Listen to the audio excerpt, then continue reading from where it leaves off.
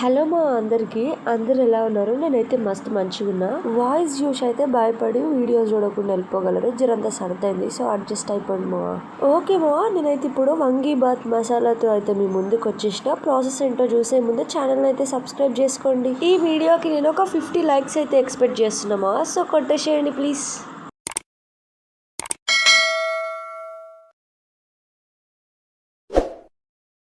Okay, మరి ఇప్పుడు మనం ప్రాసెస్ ఏంటో చూసేద్దామా. ఫస్ట్ కాస్తని ఆవాల జీలకర్ర తీసుకోండి, కాస్తంత శనగపప్పుని తీసుకోండి, కాస్తంత మినపప్పుని కూడా తీసుకోండి. నెక్స్ట్ వచ్చేసి కాస్తని ధనియాలని తీసుకోవాలమ్మా. అలానే కాస్తండి ఎండుమిర్చిలను కూడా తీసుకోండి. నెక్స్ట్ గీ మసాలాలు ఇవన్నీ తీసైతే పక్కన పెట్టేసుకున్న తర్వాత స్టవ్ ఆన్ చేసి స్టవ్ పైన బాండిని అయితే పెట్టేసుకుంటున్నా. ఇవన్నిటినైతే మీరు ఎంత క్వాంటిటీలో అయితే చేసుకోవాలి అనుకుంటున్నారో దాన్ని బట్టి తీసుకోవాలి మా. బాండి అయితే హీట్ అయిపోయిన తర్వాత అందులో ఆవాలు జీలకర్రను అయితే వేసుకోవాలి. ఈ ఆవాలు జీలకర్ర మంచిగా వేగి చిట్ అని సౌండ్ వచ్చేంత వరకు వెయిట్ చేసి ఒక్కసారి లైట్ గా ఇలా అయితే కలిపేసుకోవాలి మా. ఇవైతే మంచిగా ఫ్రై అయిన తర్వాత అందులో మనం ముందుగా తీసి పెట్టుకున్న మినపప్పు అయితే ఉంది కదా, దాన్ని అయితే ఇందులో ఇప్పుడు నేను యాడ్ చేసుకున్నా. ఈ మినపప్పు అయితే ఇందులో యాడ్ చేసుకున్న తర్వాత మంచిగా ఒకసారి దీన్ని కూడా లైట్ గా కలిపేసుకోవాలి మా.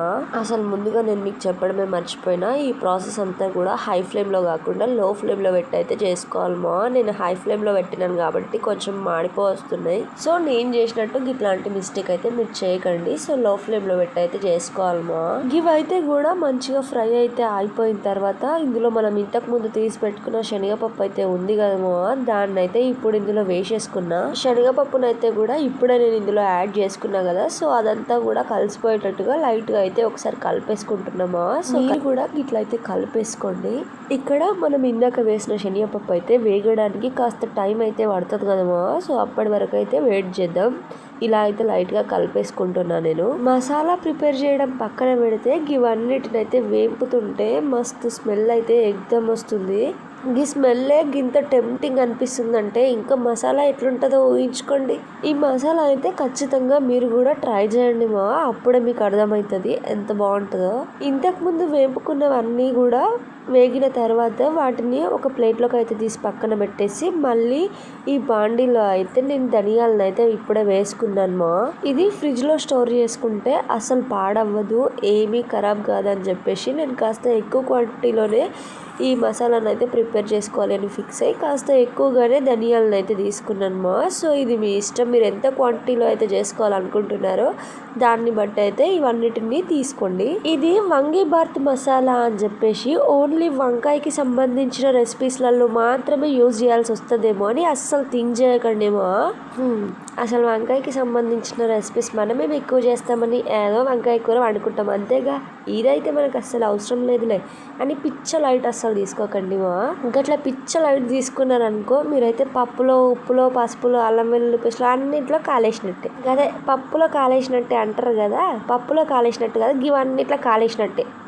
మరి గంతేమో, నేనైతే మీరు పిచ్చ లైట్ తీసుకుంటే గట్లే అంట. ఎందుకంటే ఇది ఓన్లీ వంకాయకి సంబంధించిన రెసిపీస్లలో వాడే మసాలా కాదు, అన్నిట్లలోకి వాడాల్సిందే.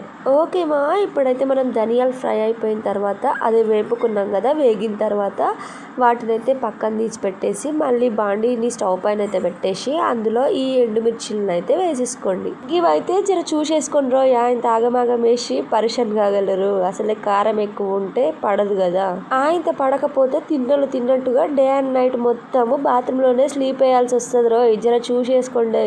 ఈ మిరపకాయలు అయితే మా దగ్గర మస్తు ఏకదం కారం ఉన్నాయన్నమాట, ఇవి తినలేక వస్తున్నాము. సో అందుకే నేనైతే కొన్ని తీసుకున్నా, ఎక్కువ ఎఫెక్ట్ అవుతుంది అని చెప్పేసి. అయితే నేను బాత్రూంలో స్లీప్ వేస్తే బాగోదు కదా, అట్లా మీకు చెప్పి నేను బాత్రూంలో స్లీప్ వేస్తే చెప్పేటి అన్ని సకల శాస్త్రాలు చేసేటి అన్ని దొంగ గుణాలు అన్నట్టు ఉంటుంది ఇక కథ. అందుకేమో మీకు చెప్పేటప్పుడు నేను పాటించాలి కదా, అందుకే కొన్ని తీసుకున్నా. మిరపకాయలు అయితే కూడా అయిపోయినాక వాటిని కూడా తీసి పక్కన పెట్టేసుకొని మళ్ళీ బాండీలో మనం ఇంతకు ముందు తీసి పెట్టుకున్న మసాలాలను అయితే ఇందులో వేసేసుకుంటున్నా. చూడండి ఇక్కడ ఇందులో దాల్చిన చెక్క, లవంగాలు, కాస్తంత షాజీరా అయితే ఉంది. ఇంకా మీరు వీటికి మించి ఇంకేమైనా యాడ్ చేసుకోవాలి అనుకుంటే అది మీ ఇష్టమా, యాడ్ చేసుకోవచ్చు కూడా. నేనైతే వీటిని అయితే మంచిగా వేపుకుంటున్నా. కష్టం అనిపించినా కూడా హెల్త్ బాగాలేకపోయినా డే అండ్ నైట్లో ఏ టైంలో అయినా కూడా వీడియోస్ ఎడిట్ చేసి మరీ పోస్ట్ చేస్తే కూడా అస్సలు లైకే ఇవ్వట్లేదు మా. ప్లీజ్ లైక్ కొట్టొచ్చు కదా. ఇవన్నిటినైతే మనం ఇప్పుడు వేయించుకున్నాం కదా మా. సో ఇవన్నిటిని పక్కనైతే పెట్టేసుకుంటున్నా. కాదు పక్కన పెట్టడం కాదు, ఇప్పుడు వీటన్నిటిని మిక్సీ కొట్టాలి. ఓకే మా. ఇప్పుడైతే నేను ఇవన్నిటిని వేయించుకొని పక్కనైతే పెట్టేసుకున్నా కదా. ఇప్పుడు ఒక మిక్సీ జార్ని అయితే తీసుకున్నా. ఆ మిక్సీ జార్లో ముందుగా మనం వేయింపు అయితే పెట్టేసుకున్నాం కదా, వాటిని అయితే వేసి మిక్సీ అయితే పట్టేసుకున్నా. ఇక్కడైతే చూసేయండి మా, ఇప్పుడు ఇది ఇలా పౌడర్లా అయితే అయిపోయింది కదా. ఇప్పుడు మనం ఇందులోనే ధనియాలను అయితే వేసుకొని దాన్ని కూడా మిక్సీ పట్టేసుకోవాలి. చూసినారా, యోగిట్లో అయితే అయిపోయింది. అన్నీ ఒకేసారి కలిపి మిక్సీ పట్టొచ్చు కదా అనే డౌట్ అయితే మీకు రావచ్చు. కానీ అన్నీ ఒకే దానిలో కలిపేసి పట్టేసినాం అనుకోండి, ధనియాలు అయితే అస్సలు పౌడర్ అయితే కావు. సో ఎట్లా ఫ్రై చేసుకున్నవి గట్లట్లా మిక్సీ అయితే పట్టేసుకోండి మా. నెక్స్ట్ వచ్చేసి ఇప్పుడు నేను ఈ మిరపకాయల్ని అండ్ మసాలాలని కలిపేసి మిక్సీ అయితే పట్టేసుకున్నా. ఇలా మిక్సీ అయితే పట్టేసుకున్న తర్వాత దీన్ని అంతా ఒక సపరేట్గా ఒక ప్లేట్లోకి అయితే తీసుకొని ఈ మిరపకాయలని సపరేట్గా అయితే పట్టినాం కదా, ఆ పౌడర్ని అయితే కూడా ఇందులో కలిపేసుకొని ఇలా కంప్లీట్గా ఈ రెండు పౌడర్లు మంచిగా కలిసిపోయేటట్టుగా ఇలా అయితే మిక్స్ చేసుకోండి మా. గంతే ఇక దీన్ని అయితే మంచి ఇలా మిక్స్ అయితే చేసుకొని దీన్ని ఒక డబ్బాలో అయితే స్టోర్ చేసుకొని ఫ్రిడ్జ్లో అయితే పెట్టేసుకోండి మా. మనం చికెన్ మసాలాని, మటన్ మసాలాని, ధనియా పౌడర్ని ఎట్లయితే యూజ్ చేస్తామో దీన్ని కూడా అన్ని వంటలలో ఒక స్పూన్ అయితే వేసి చూడండి, చాలా బాగుంటుంది. ఓకే మా, ఇదైతే ఇంతే ఇంకా. సో ఖచ్చితంగా మీరు కూడా ఈ పౌడర్ని అయితే ఈ మసాలాని అయితే ఇంట్లో రెడీ చేసి అయితే పెట్టుకోండి.